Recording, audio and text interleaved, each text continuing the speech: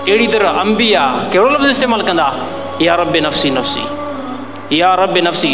आदम अलैहिस्सलाम जहिड़ो एॾो वॾो पैगम्बर, एतिरो वॾो नबी आदम अलैहिस्सलाम, जेको नबियुनि जो बि पीउ, इंसानियत जी इब्तिदा जॾहिं थी आहे, आदम अलैहिस्सलाम ख़ुदि फरमाईंदो या रब नफ़्सी नफ़्सी, क़यामत ॾींहुं, या अल्लाह मुंहिंजी जान बचा।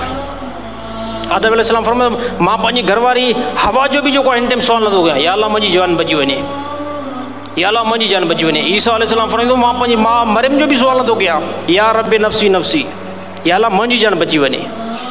मूसा अलैहिस्सलाम अहिड़ो जलील क़दर पैगम्बर, जेको कलीमुल्लाह, जेको डायरेक्ट अल्लाह सां कलाम करण वारो, मूसा अलैहिस्सलाम फरमाईंदो या रब नफ़्सी नफ़्सी, या अल्लाह मुंहिंजी जान बचा। इब्राहिम अलैहिस्सलाम ख़लीलुल्लाह, इब्राहिम अलैहिस्सलाम फरमायो या रब नफ़्सी नफ़्सी।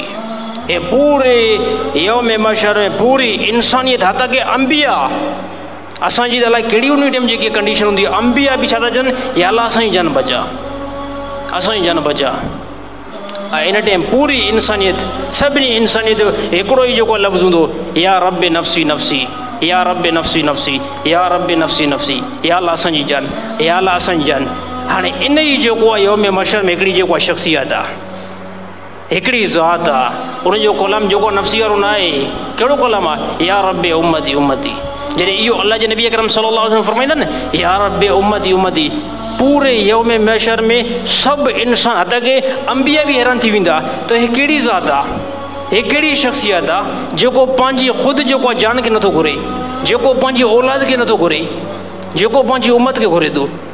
ऐं सभु इंसान जॾहिं नज़र कंदा, ऐं नज़र कंदा ॾिसूं इहो आहे कहिड़ी शख़्सियत, ऐं जंहिंजो नज़र वेंदी ॾिसंदा जनाब मुहम्मद मुस्तफ़ा सल्लल्लाहु अलैहि वसल्लम आहिनि।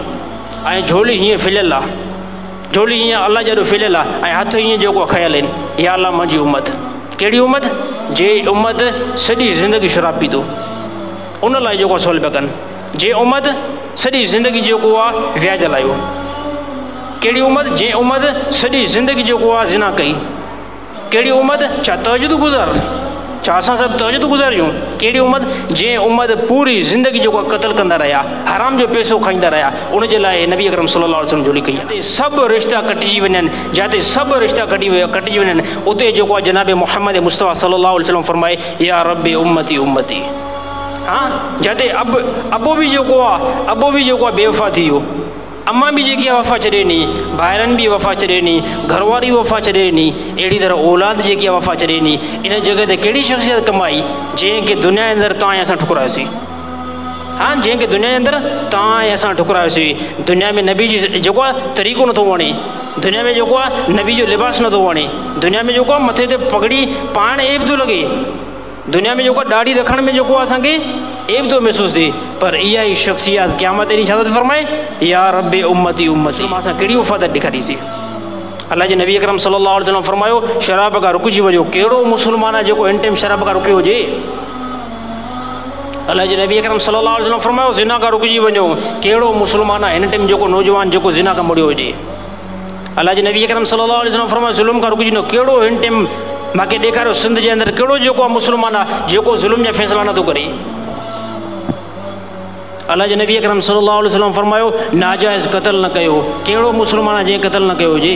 बेगुनाह क़तल कहिड़ो मुस्लमान जंहिं न कयो हुजे? त मैं भारत सिधो जेको इन जनम जे रस्ते खां जनाब मुहम्मद मुस्तफ़ा सल्लल्लाहु अलैहि वसल्लम रोकियो आहे।